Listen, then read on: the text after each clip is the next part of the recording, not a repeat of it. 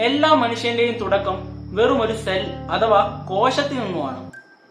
1 2 2 4 അങ്ങനെ വെറും 45 ഡിവിഷൻ കൊണ്ട്, ഐ എം റിപ്പീറ്റിംഗ്, വെറും 45 ഡിവിഷൻ കൊണ്ട് അത് ഏകദേശം 35 ട്രില്യൺ സെൽസ് ആയി മാറി.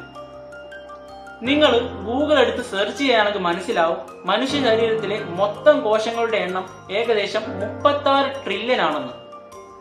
അതായത് ഒരു കോശം വെറും 45 ഡിവിഷൻ കൊണ്ട് ഒരു മനുഷ്യനായിട്ട് മാറി. അത്ഭുതപ്പെടുത്തുന്ന കാര്യം എന്താണെന്ന് വെച്ചാൽ, ഒരു കോശം ജനിക്കുന്നത് മുതൽ അത് മരിക്കുന്നത് വരെ ചെയ്യേണ്ട ജോലി എന്താണെന്ന് അതിന് കൃത്യമായിട്ട് അറിയാം. ജീവിതത്തിൽ ഒരിക്കൽ പോലും അത് എന്ത് ജോലി ചെയ്യണമെന്ന് നിങ്ങൾ അതിനെ ഓർമ്മിപ്പിക്കേണ്ട ആവശ്യമില്ല. ഓടാനും ചാടാനും നിവരാനും എന്തിന് ഡാൻസ് കളിക്കാൻ വരെ അത് നിങ്ങളെ സഹായിക്കുന്നു.